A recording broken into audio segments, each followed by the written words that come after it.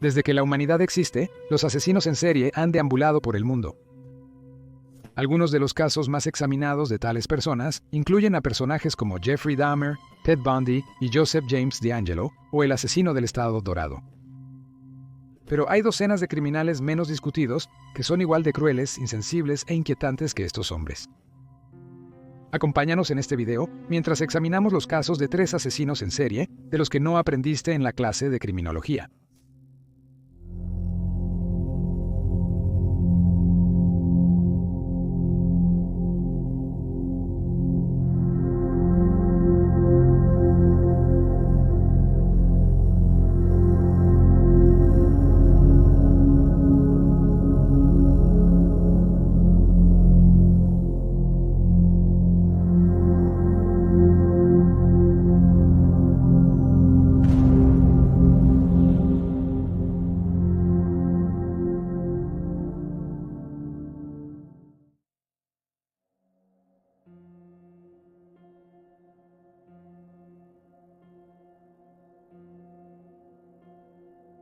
Most Gibson nació cerca de 1883 en la parroquia de Bienville, Luisiana.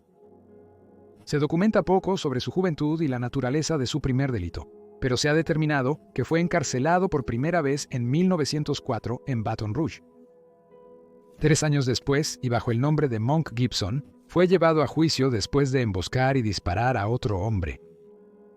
Un fiscal de distrito llamado William Barnett decidió defender a Gibson porque tenía una buena reputación como un trabajador agrícola esforzado, pero a pesar de sus esfuerzos, Gibson fue declarado culpable y condenado a cumplir tiempo en la penitenciaría estatal de Luisiana. Tras su liberación, viajó a Florida. Más tarde afirmaría que había recurrido a una vida de delincuencia después de haber sido injustamente enviado a una penitenciaría del sur, donde se había convertido en un criminal por asociación. Durante la próxima década, la vida de Gibson consistió casi enteramente en delitos. Cometió decenas de robos y asaltos, con algunas fuentes alegando que sus números incluso estaban en los cientos o miles, y mató a tantas como 10 personas, aunque la mayoría de los informes sitúan el número en 7. 2 de sus robos se cometieron en junio de 1913 en Omaha, Nebraska, lo que terminó en su detención. No obstante, escapó aún esposado. Continuó robando otra casa para poder costear su eliminación. Cuando Gibson fue arrestado más tarde por asesinato, se negó a revelar sus actividades en Florida, pero un gerente de una compañía petrolera llamado Harris reveló que había tenido un altercado con Gibson, en el que el criminal había intentado matarlo. Tras la pelea, Gibson disparó un arma contra Harris, rozando su cabeza y dejándole una herida superficial.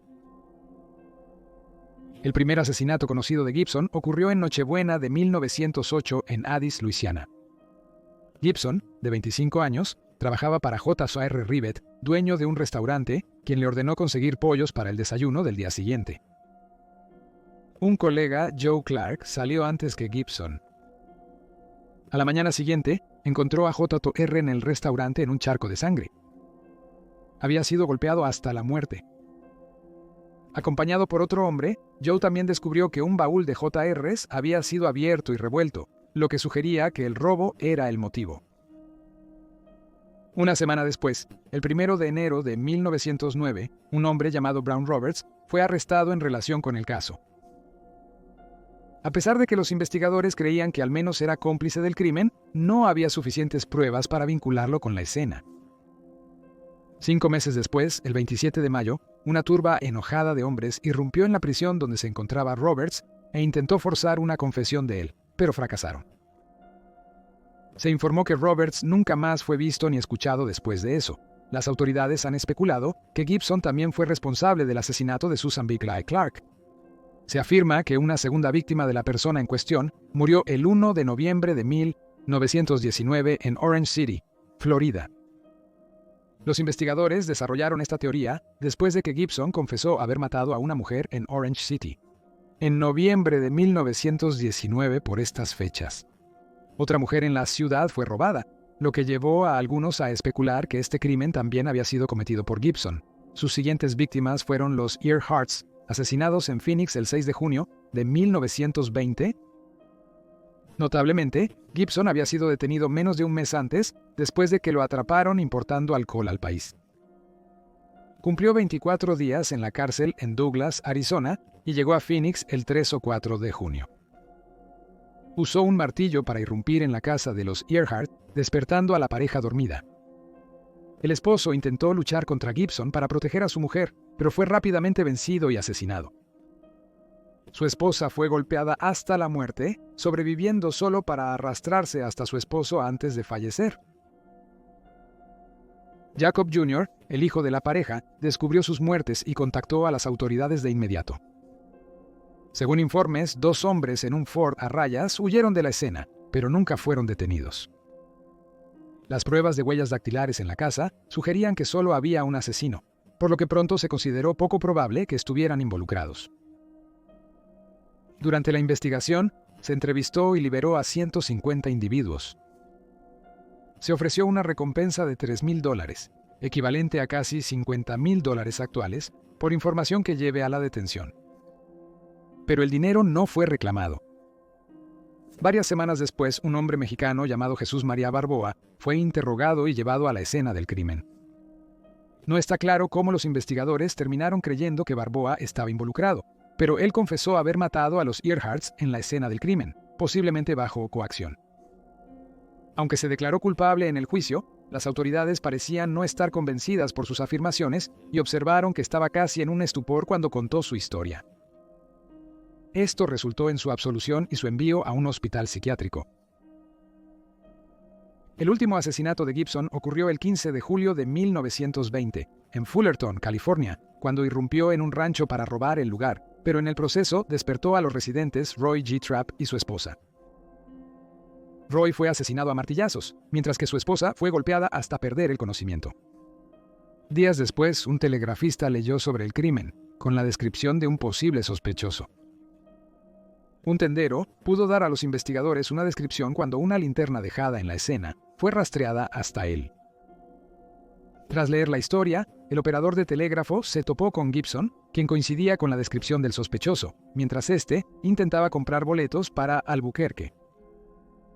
Siendo solo ellos dos, el operador de telégrafo intentó ganar tiempo enviando un mensaje a los oficiales para que vinieran y arrestaran a Gibson. Pronto llegaron las autoridades al lugar, pero lo persiguieron cuando intentó huir y entraron en un forcejeo con él, pero finalmente fue detenido. Gibson al principio se negó a cooperar con las autoridades, pero luego admitió haber asesinado a Roy Trapp. Dado que el asesinato era tan similar al de los Earharts, los investigadores lo vincularon también a ese caso, al cual Gibson luego confesó. Posteriormente admitió los otros asesinatos, sin entrar en detalles sobre todos. Esto llevó más tarde a algunas especulaciones de que no era responsable de algunos de los crímenes que admitió y que había sido intimidado o coaccionado para hacerlo. A pesar de sus admisiones, Gibson solo fue condenado por el asesinato de Roy Trapp, suficiente para sentenciarlo a muerte. Fue ahorcado el 24 de septiembre de 1920 en San Quentin, California. El Santa Ana Register informó que su muerte puso fin a una de las carreras criminales más horribles en la historia de América.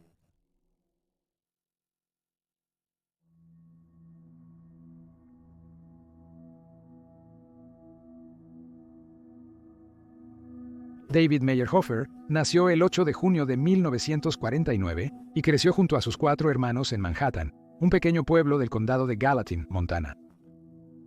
Aunque no se documenta mucho sobre su vida hogareña, Meyerhofer era un solitario y marginado en la escuela, siendo objeto de acoso por parte de sus compañeros. A finales de los 60 fue reclutado en el ejército.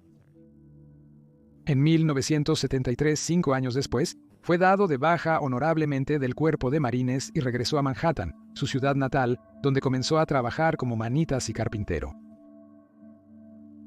Uno de los primeros crímenes de Meyerhofer fue el secuestro y asesinato de Susan Yeager, de 7 años, quien desapareció el 25 de junio de 1973 cuando acampaba con su familia en el Parque Estatal Missouri Headwaters. 3 días después de su desaparición, el 28 de junio, un hombre contactó la oficina del FBI en Denver, Colorado, exigiendo un rescate de $25,000 a cambio del seguro retorno de Susan. Días después, los oficiales del sheriff del condado de Gallatin recibieron otra llamada similar. Esta vez, el culpable demandaba el doble de dinero. Para demostrar que tenía a Susan en su custodia, describió una uña única que ella tenía en uno de sus dedos índice, lo cual sus familiares confirmaron más tarde.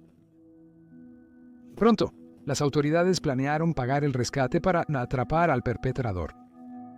No obstante, nadie acudió por el efectivo. Pasaron meses antes de que se volviera a pedir el rescate. El 24 de septiembre se contactó con la casa de los Yeager y habló con Daniel, el hermano adolescente de Susan.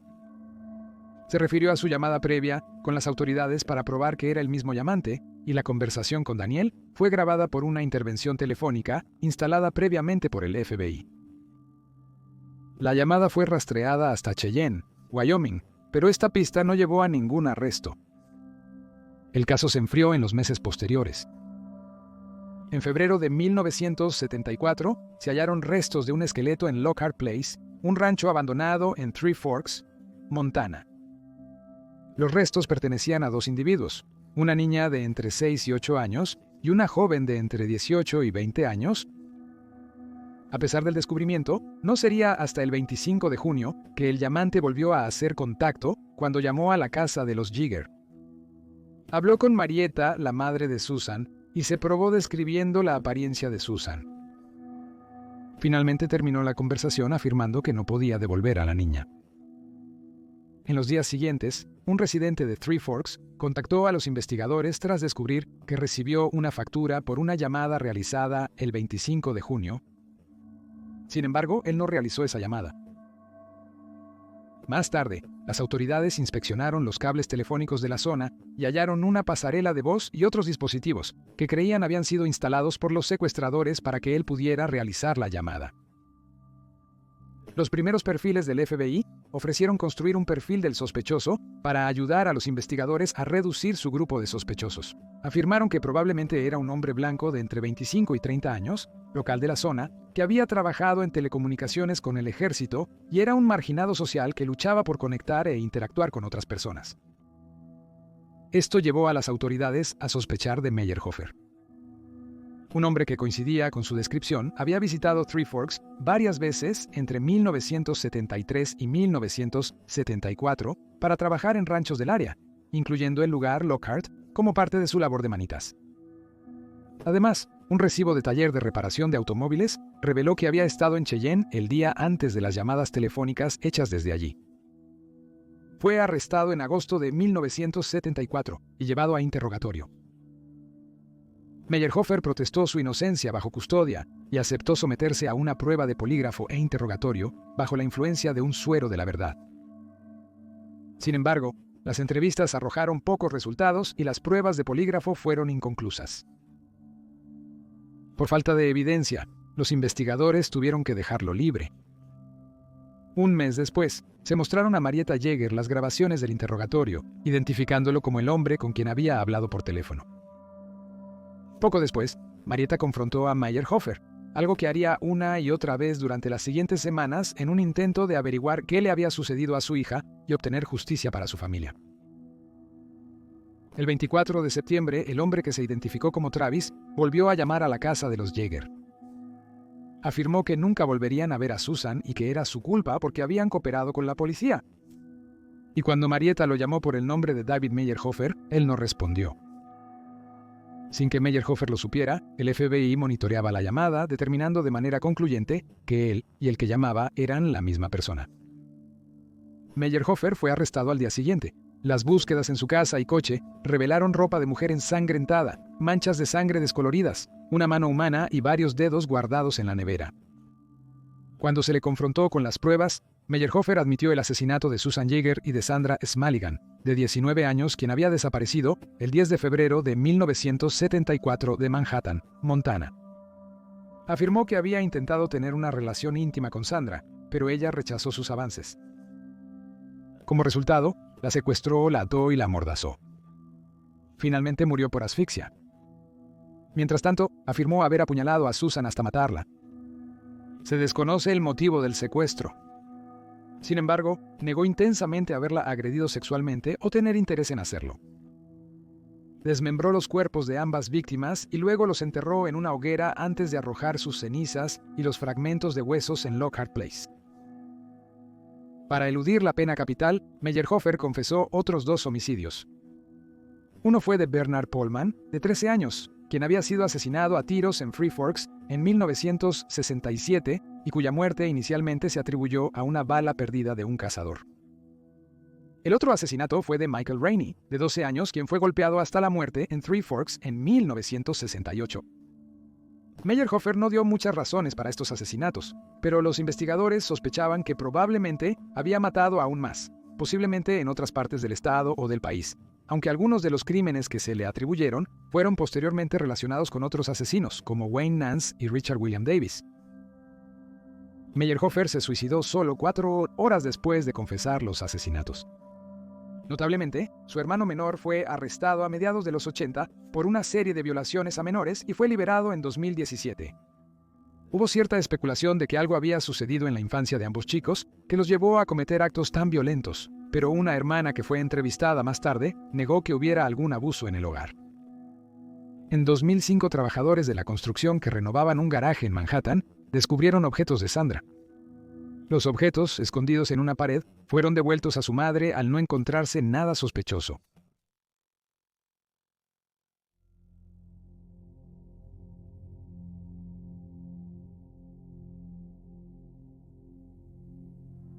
Minnie Dean nació como Wilhelmina Minnie McCulloch en Greenock, Escocia, el 2 de septiembre de 1844.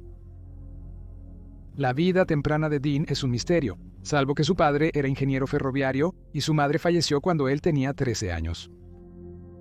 Para 1862 ella vivía en Invercargill, Nueva Zelanda.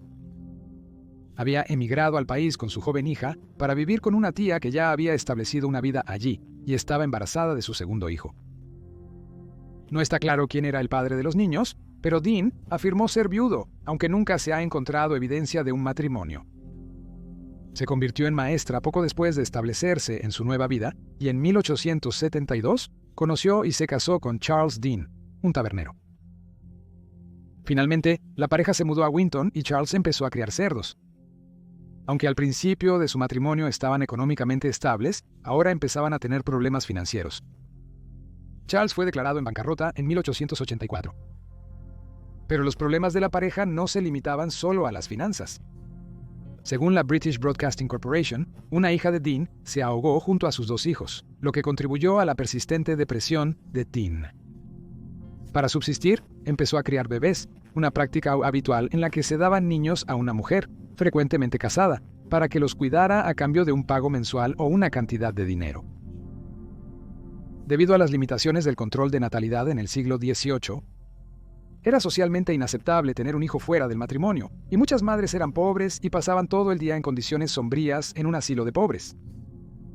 Como resultado, muchas mujeres deseaban enviar discretamente a los niños no deseados a ser adoptados, ya que criar a otro hijo les costaría más social y económicamente.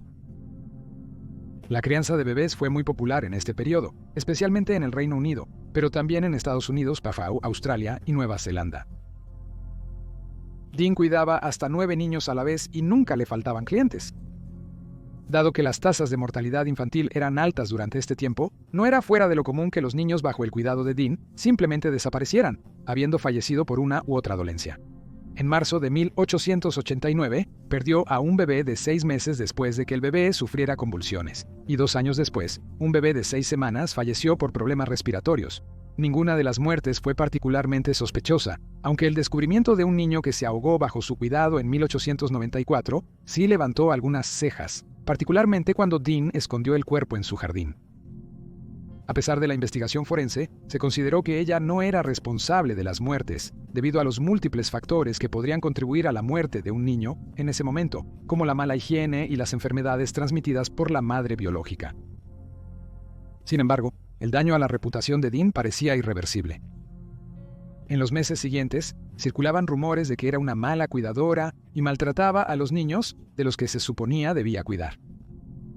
Algunos especulaban que sus acciones eran similares a las de las granjeras de bebés más violentas en el Reino Unido o Australia, mujeres que mataban a los niños bajo su cuidado para evitar cuidar de ellos.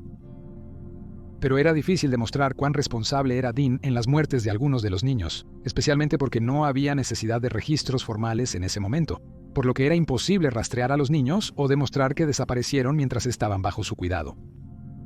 En 1895 testigos vieron a Dean abordar un tren con una caja de sombreros y un bebé. Más tarde se bajó del tren solo con la caja de sombreros, sin el bebé. Varios maleteros del ferrocarril afirmaron que la caja de sombreros era extrañamente pesada, y poco después una mujer llamada Jane Hornsby le dijo a las autoridades que recientemente había entregado a su nieta Eva a Dean para que la cuidara. Se encontró ropa identificada como perteneciente a la infante en la casa de Dean, pero la niña estaba desaparecida. La propia Dean no pudo mostrar a los investigadores a la niña, ni pudo dar una explicación plausible y satisfactoria de su paradero. Luego, las autoridades buscaron al bebé en el trayecto del tren, pero no la encontraron. Luego de arrestar a Dean en su hogar, registraron su jardín. Se encontraron 3 cadáveres, incluyendo 2 bebés y el esqueleto de un niño de 3 años. Se estableció que uno de los bebés era Eva y se determinó que había muerto por asfixia. El otro bebé era Dorothy Edith Carter, de 1 año, quien había fallecido por una sobredosis de laudano, un extracto de opio que se usaba como sedante. Mientras que la identidad del tercer niño no está clara y nunca se determinó su causa de muerte. Dean fue acusado de asesinar a Dorothy Carter. Su abogado argumentó que las muertes fueron accidentales y ella las encubrió para evitar el escrutinio y la mala publicidad. Afirmó que la sobredosis fue un claro error y que Eva Hornsby falleció tras inhalar vómito. Sin embargo, el 21 de junio de 1895, Dean fue declarado culpable de asesinato y sentenciado a muerte.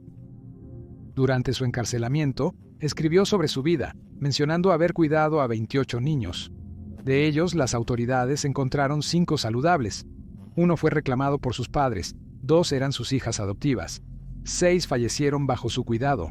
Se desconoce el paradero de los 14 restantes.